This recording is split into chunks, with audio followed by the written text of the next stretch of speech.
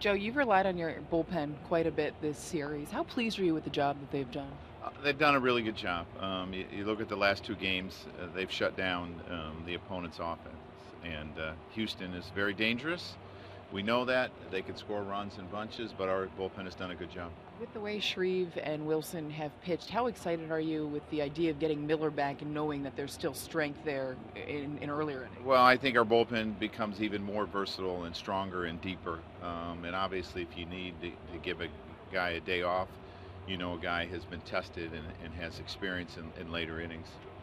You typically don't like to use guys 3 days in a row, so would you hesitate to use those three guys? Yeah, I mean, there's a good chance that it won't happen today, but I'll talk to them and see how they feel, but there's a good chance. Rogers obviously added to the roster, but how limited are your options? How difficult is today to manage as far as the bullpen is concerned? I mean, we'll do it. It's important that we get some distance out of Michael, but these guys are capable of getting the job done, and we'll look at matchups and try to set it up. You talked about the other day with Brian Mitchell eventually maybe throwing him back to back. Are you at that point yet, or? Oh, no. I mean, I think we're a ways away from that. I wouldn't do that. And when a guy's been a starter his whole career, really hasn't worked out of the bullpen, you take it kind of slow. I did it with Adam. I did it with Dellin, just because they're not used to doing it, and he's probably never done it. So I think you have to be careful. Joe, I know Correa doing good things in this series isn't necessarily a good thing for you guys, but what have you thought just watching him through the first three? I mean, he's a great-looking player. When you watch him play the game, it doesn't seem to be anything that he can't do. He hits for average. He's hit for power. He's shown power the other way. His defense has been outstanding. His arm is very strong. He runs the bases. Sometimes you look at kids that are 20 years old and you say they're not supposed to be this good this early. But obviously, he's a very good player. Do you feel like the game's in a particularly good spot right now with some of the young talent? Oh, I think so. And some of the young talent that we've seen over the last 5 or 6 series. I think there's a lot of great young players out there right now that being put into situations where they're expected to deliver too. They're hit third, second, fourth in lineups, and they're coming through. So when you look at Correa, what impresses you more, the defense or the offense? Well, I haven't seen enough of him yet to really tell you, but I got to tell you, I'm impressed with both. Joe, how did Ellsbury come through yesterday? Yesterday, great. He's got a run today, and if things turn out the way we want, then we'll probably send him on a rehab. Could be tomorrow.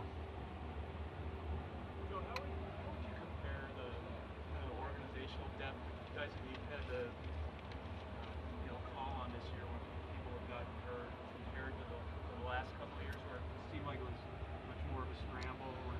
I think we've had more options because a lot of the young players that we had talked about the previous couple years have gotten to the point where they can help us. We were talking about we had talent in A-ball, and then we were talking about we had a lot of talent in AA, and now there's a lot of talent in AAA, and these kids have been called upon and have done a really good job. You look at the outfielders, some of the pitchers, so we're pleased, and there's more coming too through the pipeline. So we're happy with our minor league system. I think it's made a lot of progress this year, and you have 2 kids in the future game coming up in, I don't know, what is it, 2 weeks, I think it is, the All-Star break. So we're pleased. How do you compare the team that lost 2 out of 3 to the Phillies, which obviously are one of the worst teams in Major League Baseball, and now you beat the Astros today? It's hard to figure out. As you watch the game, it's just completely unpredictable. I was asked a question about, well, you've gotten pounded by the Phillies the last 2 days, now you have to face Cole Hamels. What do you think? And I said, well, the one thing I know is the game is unpredictable. You never know what's going to happen. And we come out and don't score any runs here on, I don't even know what day it is, Thursday, and then you score a bunch Friday and Saturday. So, consistency is what you look for. You try to stay out of long stretches. We had some longer stretches earlier where we didn't play well. We've seemed to shorten those up, and I think that's helped. I know Pineda had a little bit of a rough one last time, but what do you like about him on the mound? I just like the way he competes and the stuff that he has. And, the key for him is the depth in the slider for me, and how sharp he is with that.